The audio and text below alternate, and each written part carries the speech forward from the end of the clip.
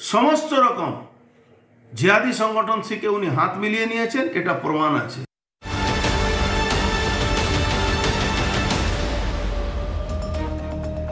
এই মুহূর্তে দাঁড়িয়ে বাগুইআটির দিকে একবার নজর রাখতে হচ্ছে, কারণ বাগুইআটির রঘুনাথপুরের প্রমোটার কিশোর হালদারকে সেই মারধরের ভাইরাল ভিডিও প্রকাশ্যে। ছবিতে কি দেখা যাচ্ছে জানেন? দেখা যাচ্ছে ছাত্রনেতা গোবিন্দ দাস মারতে উদ্যত হচ্ছে প্রমোটারকে। তোলা না পেয়ে প্রমোটারকে মারধরের অভিযোগ ওঠে তৃণমূল কাউন্সিলর সমরেশ চক্রবর্তী, ছাত্রনেতা গোবিন্দ দাস সহ কয়েকজন তৃণমূল কর্মীর বিরুদ্ধে। এফআইআরে তৃণমূল কাউন্সিলর সহ 20 জনের নাম থাকলে এখনো পর্যন্ত গ্রেপ্তার হয়েছে মাত্র 2 জন। প্রমোটার পেটানোর পর 13 দিন পার, এখনো কাউন্সিলরের হদিশই পায়নি পুলিশ।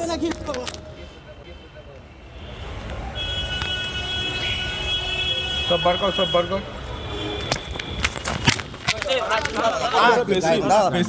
গায়ে হাত দেবে না, গায়ে হাত দেবে না, গায়ে হাত দেবে না, গায়ে হাত দেবে না, গায়ে হাত দেবে নাকি, গায়ে হাত দেবে নাকি।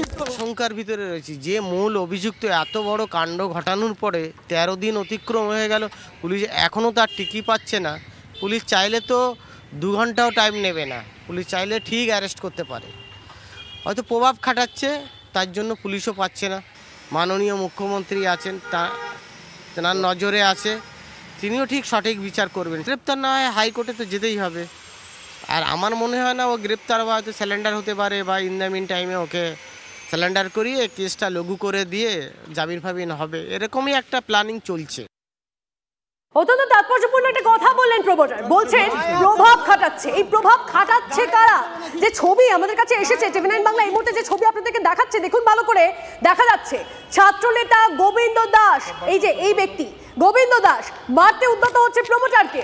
তোলা না পেয়ে প্রমোটারকে মারধরের অভিযোগ ওঠে তৃণমূল কাউন্সিলর সমরেশ চক্রবর্তী এবং ছাত্রনেতা গোবিন্দ দাস সহ কয়েকজন তৃণমূল কর্মীর বিরুদ্ধে। এফআইআরে তৃণমূল কাউন্সিলর সহ 20 জনের নাম থাকলেও এখনো পর্যন্ত গ্রেপ্তার মাত্র 2। প্রমোটার পেটানোর পর 13 দিন পার হয়ে গেল, কিন্তু কাউন্সিলরের হদিশই পায়নি পুলিশ। যে পুলিশ জঙ্গি অনুপ্রবেশ রুখতে তৎপর হচ্ছে, যে পুলিশ যার পাসপোর্ট ধরতে পারছে, যে পুলিশ এতটা তৎপর রয়েছে, সে একজন কাউন্সিলর যে প্রমোটার পিটিয়েছে তার হদিশই পাচ্ছে না। গায়ে হাত দেবে নাকি, গায়ে হাত দেবে নাকি। এই নিয়ে মন্ত্রী সুজিত বসু তিনি কি বলেছেন শোনাই আপনাদের। কিন্তু এখনো পর্যন্ত 13 দিন অতিক্রান্ত হয়ে গেল, এখনো পর্যন্ত তৃণমূল কাউন্সিলর সমরেশ এখনো গ্রেপ্তার হলেন। সব নিয়ে কোনো মন্তব্য করবো।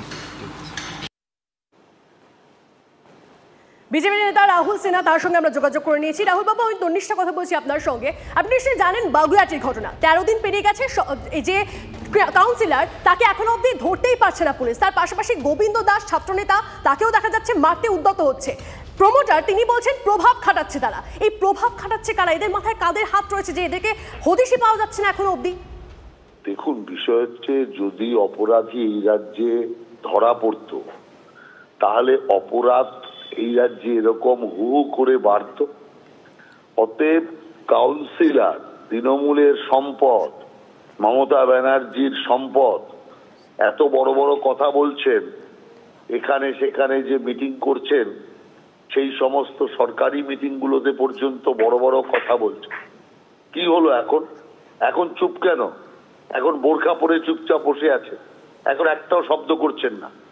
অতএব আমি মনে করি যদি মুখ্যমন্ত্রী চাইতেন তাহলে এই সমরেশ বাবু 3 দিনে গ্রেপ্তার হয়ে যেত। রাহুল বাবু, মুখ্যমন্ত্রী মমতা বন্দ্যোপাধ্যায় তিনি নিজে বলেছিলেন আমি টাকা তোলার মাস্টার চাই না, তারপরে এরা এই সাহসগুলো পাচ্ছে কোথা থেকে?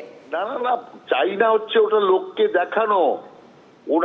ওনার যে নিজের ছবিটাকে ভালো করার জন্য এগুলো উনি বলেন, কিন্তু আসলে এগুলো করানোর জন্যই উনি করে আসছেন সমস্ত কাজ। নইলে একের পর এক ওনার কথার বিরুদ্ধে, ওনার মতের বিরুদ্ধে সব চলছে। এত এত লন্ডভন্ড সর্বত্র হচ্ছে।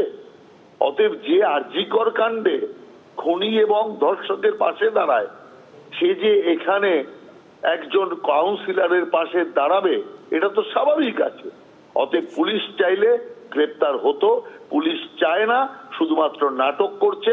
এই তৃণমূল সরকারের জন্য এই জিনিস হচ্ছে সরাসরি মমতা ব্যানার্জি এর জন্য দায়ী। বেশ, অনেক ধন্যবাদ আমাদের সঙ্গে কথা বলার জন্য। কথা বলছিলাম বিজেপি নেতা রাহুল সিনহার সঙ্গে।